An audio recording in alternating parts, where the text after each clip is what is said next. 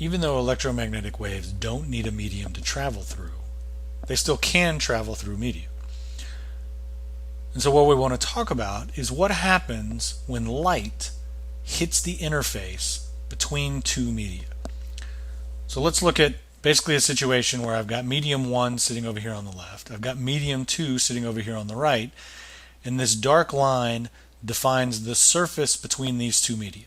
And this could be anything, right? Medium 1 could be vacuum, medium 2 could be water, medium 1 could be water, medium 2 could be glass, doesn't matter, right? We can just pick any two medium that are different, and we're interested in the behavior of light as it hits that surface.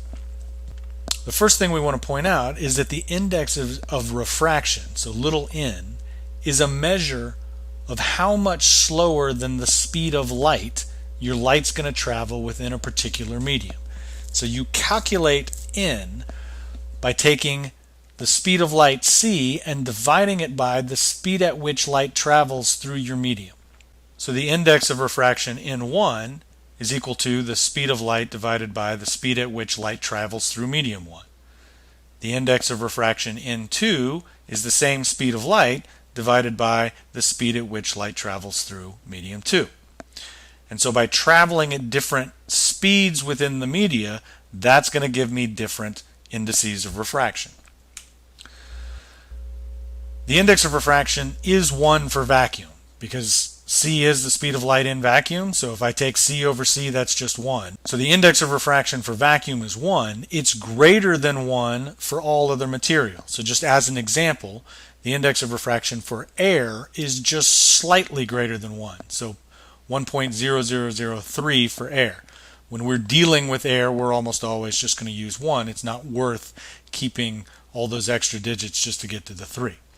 But the important detail, of course, is that if the index of refraction is greater than 1 for all other materials, that means that v, the speed at which light travels in any other medium, has to be slower than the speed at which light travels in vacuum. Rearranging our equation for v, v is just c over n, and if n is always greater than 1, that means that the speed light travels within a medium that isn't vacuum has to be less than what it travels through vacuum. So we've established that light travels at different speeds in different media. Does it speed up or slow down as it goes from one medium to another? And of course, the larger you make n, the slower the speed is going to be at which light travels through that medium.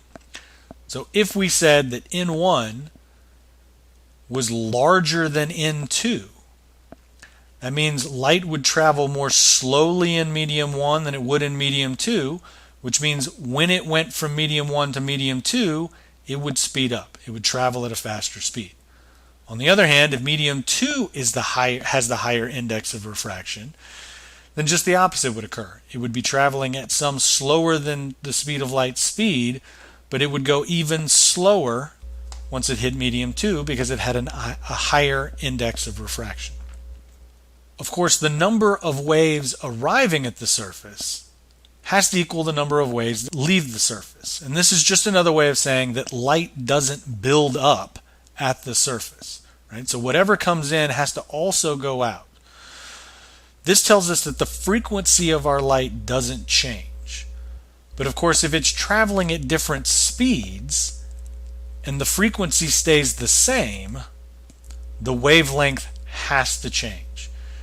And so the wavelength of light in some material is less than its vacuum wavelength. So if you want to think about the wavelength of light in some medium, that's going to be equal to the vacuum wavelength. That's what lambda naught is. So this is the wavelength in vacuum divided by the index of refraction. So as your light goes from medium 1 to medium 2, and let's say medium 1 is vacuum, so here it's traveling at the speed of light with its vacuum wavelength, and then it hits medium 2, which has some index of refraction greater than 1. It'll travel more slowly in medium 2, so it won't be traveling at the speed of light anymore, and it will have a wavelength that is smaller. So basically what you'll do is you'll watch the wave squeeze up as it travels out of vacuum into this medium. So what we want to pay attention to when we have some light that comes in to a surface between two mediums, there's going to be a series of rays, and we need to keep track of them relative to the normal. So for starters, let's picture them traveling along the normal. And then we'll see that when we veer off of the normal, we're still going to have the same three rays that we need to pay attention to. The first one is the incoming ray, or the incident ray. And it is simply what is the ray of light that's coming into the surface.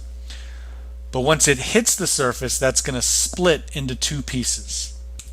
There's going to be a transmitted ray. What's the portion of the incoming ray that goes on into the second medium?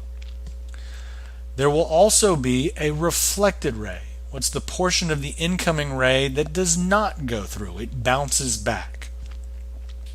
So we're going to have light coming into a surface that's going to split up into two parts. The transmitted ray that goes through, the reflected ray that bounces back.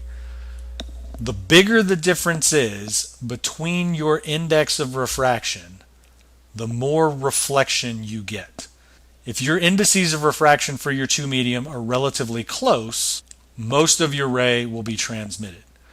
But as you make them farther and farther, more of the light gets reflected. The rest of this module will be thinking about the relationship between the incoming ray and the reflected and transmitted rays when we have light come into a surface.